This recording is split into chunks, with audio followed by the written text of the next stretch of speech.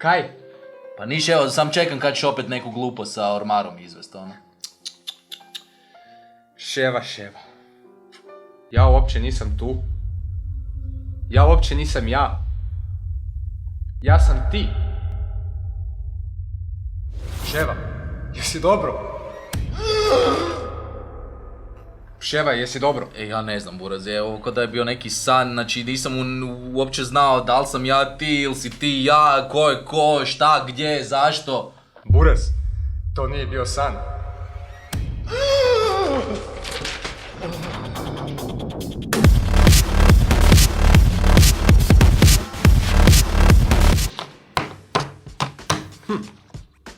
I? Kaj kažu papiri? Burger Fest, jesi bio možda? Ne. Ne, izgledaš ko da si bio. Ha, full smiješno, Ševa debeli jede burgere cijelo Kaj vrijeme. nisi bio? Daj si smisli neš bolje, ono, ne, nisam bio. Nisam ni ja bio. Nisam bio ni na kojem Burger Festu u životu, čujem da je jako skupo. Znači, gle, ja, pravo da ti kažem, još od prošle godine sam odustao od cijele te spike, jer ne samo da...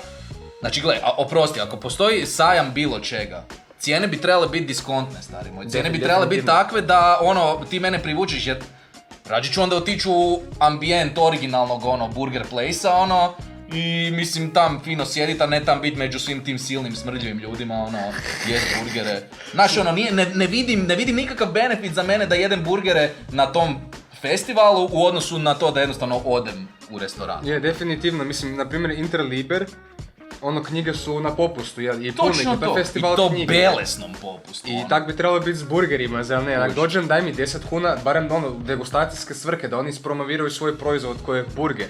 Ali čuo sam od frendova, ono, bog te 10 eura. Znaš koliko mogu kutija cigara kupiti za 10 eura? Dvije i pol. Dovoljno za jedan dan. Ne, ali stvarno bi volio bi otići i probat sve burgere. Međutim, ono, nemam ja toliko kinte, stari moj. Pa ne, kupim jedan gotov, ne ni zapalit nakon burgera zato što, ono, zato kaj eto, 70 kuna sam dao za jedan burger. A znaš kaj ti je bilo sad prek vikenda, ono, baš se raspitujem, ono, u ovoj našoj grupi kaj imam s friendovima, di da odem s curom jest, ono, i sad mi već odlučimo, odemo mi na Jarun jest, negdje u jedan place da ne reklamiram sad. I šalje frendica nakon toga, pa da, zaboravila sam reći Burger Fest je, i ja si mislim, ne čovječe, koja ono propuštena prilika, da bi samo taj isti dan, malo kasnije, dobio od skroz jedne druge osobe poruku da se doslovno čeka 40 minuta na burger. Ozbiljno? Znači 40 minuta na burger, ja ne kužim, pa ti stari moj moraš doslovno sam tu pljeskavicu, sve ostalo je assembly, to treba biti maks 10 minuta. Znaš koliko cigareta popušim u 40 minuta? Šalim se. Nemojte me slušat.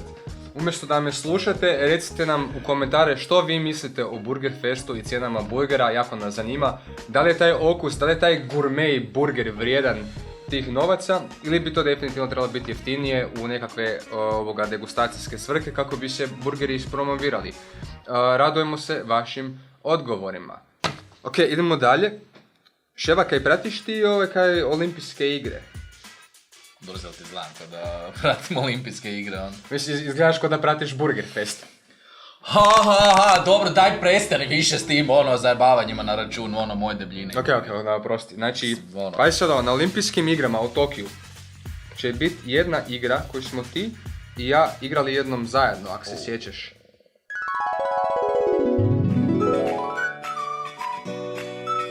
Ne, tu igru majmune, Rocket League. Rocket League će biti na olimpijskim igrama u Tokiju. Čekaj, otkud sad to? Daj mi malo više o tome. Umjesto da ti kažem, dozvoli mi da ti pokažem.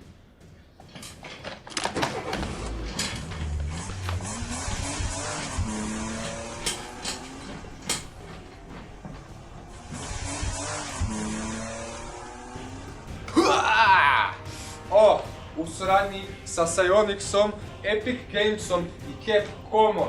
Dvije fucking shit. Od 22. do 24. srpnja 2020. Intel World Open održava finale natjecanja u Rocket League i Street Fighteru kao predigru za olimpijske igre u Japanu 2020. godine. Wow! Ovo je prvi put u povijesti zemaljske kugle da video igre imaju toliko direktne veze sa najvećim sportskim događanjem na svijetu, s olimpijskim igrama. Wow! O, soreva shinji narenai! Dobro, slobodno se malo smiriš, ono. Tamare, anato koroshimasu. Intel World Open će, za razliku od streamanog Starcrafta iz 2018. dok su bile olimpijske igre u Beijingu, imat živu publiku koja će na licu mjesta pratiti sva zbivanja uz sve ljude koji će cijelu stvar gledati putem streamova. Za oba turnira predviđan je sve ukupni prize pool od $500,000. Ševa, jel znaš koliko pljugi mogu kupiti za $500,000? Kaj, dovoljno da te ubije. I mene i moje potomke, frende moj. Nazad tebi.